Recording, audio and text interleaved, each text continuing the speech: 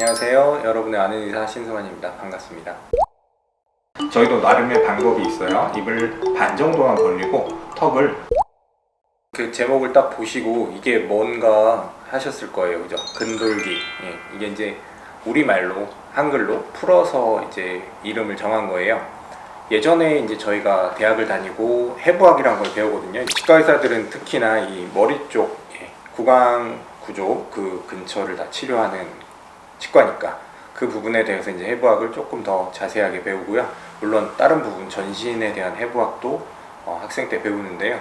그때 배웠던 용어들은 보면 대체로 다 이 영어, 그죠? 영어던가 아니면 한자로 되어 있었어요. 그래서 뭐 외우기 굉장히 힘들었죠. 근데 그 당시에 이제 여러 해부학 교수님들이 한국말로 우리 편한 우리말로 바꾸는 과정들을 했어요. 거기서 나온 이름이 근돌기라고 지칭을 해요.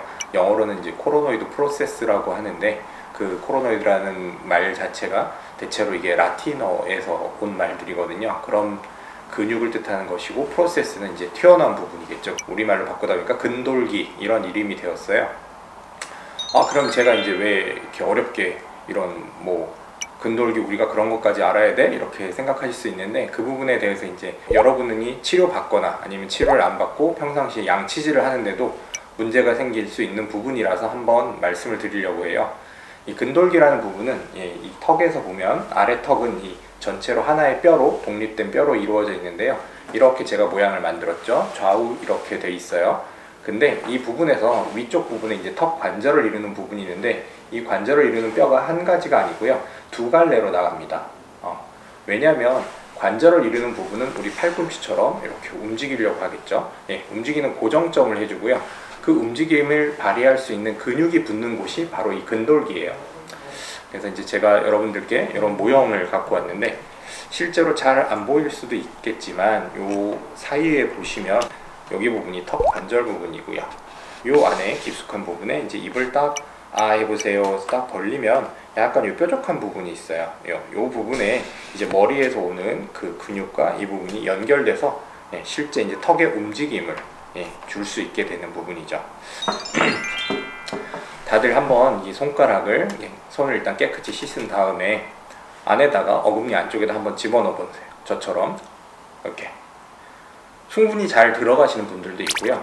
뭔가 잘 안 들어가시는 분들도 있을 거예요. 윗니, 어금니 안쪽 부분이에요. 이게 잘 들어가시는 분들은 평상시 양치하거나 이런데 별 문제가 없어요. 근데 특히나 우리가 양치를 하려고 할 때 입을 다물고 못하죠. 다물면 잘 들어가는데 입을 크게 벌린 상태에서 손을 넣어 보려고 하면 굉장히 안 들어가는 분들이 있어요.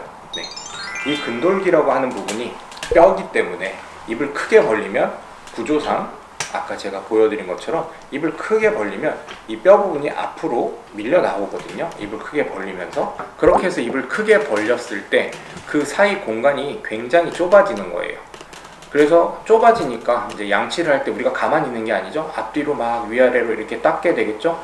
닦으려고 하는데 이렇게 크게 벌리면서 할 때 튀어나오면서 이쪽 공간에 잘 접근이 안 되는 거예요. 칫솔이. 그러다 보니까 치아 뒤쪽까지 윗 어금니 제일 뒤쪽 부분에 뒤까지 닦지 못하고 그 중간 부분까지만 닦아버려요. 그렇게 돼서 치과에 뭔가 불편해서 오시는 분들을 보면 그 치아의 바깥쪽이나 혹은 뒤쪽 부분이 많이 충치가 진행되는 경우들이 많아요. 만약 위에 사랑니가 있다면 그 증상이 조금 더 심하실 수도 있고요. 문제는 이제 이렇게 돼서 치과에 오셨을 때 사실 평소에 칫솔도 잘 안 들어가는 자리라서 저희도 치료하기가 참 힘든 경우들이 많아요. 왜냐하면 치료를 하려면 입을 크게 벌려야 되는데 크게 벌리면 벌릴수록 기구가 안 들어가는 자리예요. 그러다 보니까 그렇게 해서 치료를 할 때는 저희도 나름의 방법이 있어요. 입을 반 정도만 벌리고 턱을 좌우로 이렇게 움직이게 되면 그쪽 공간이 생기거든요. 또 오른쪽으로 움직이면 이쪽 공간이 생기고 이런 식으로 턱을 약간씩 움직이면서 그냥 무작정 크게 하는 게 아니라 턱의 움직임을 좀 변화시키면서 기구 접근을 하도록 좀 저희도 상당히 신경을 쓰고 있어요. 이 방법으로 집에서 양치질을 하시는데 도움을 받으시면 됩니다. 아까 말씀드린 대로 뒤쪽까지 칫솔이 충분히 안 들어간다. 입을 다물고는 양치를 못하니까 그런 경우에 반 정도만 입을 벌리시고요. 그 다음에 칫솔을 넣을 때 약간 턱을 오른쪽으로, 아래 턱을 오른쪽으로 보내고 그 다음에 양치질을 하시는 거예요. 네. 또 왼쪽 할 때는 똑같이 왼쪽으로 하고 이렇게 양치질 하시는 거예요. 만약에 공간이 정말 부족하고 나는 턱도 좀 아파서 입도 잘 안 벌리고 힘들다 하시는 분들은 칫솔 크기가 좀 작은 전동 칫솔 같은 걸 사용하시는 것도 좋아요. 왜냐하면 전동 칫솔은 우리가 많이 움직이지 않더라도 그 자체의 움직임이 있기 때문에 가만히 대고서도 좀 닦을 수 있는 장점이 있거든요.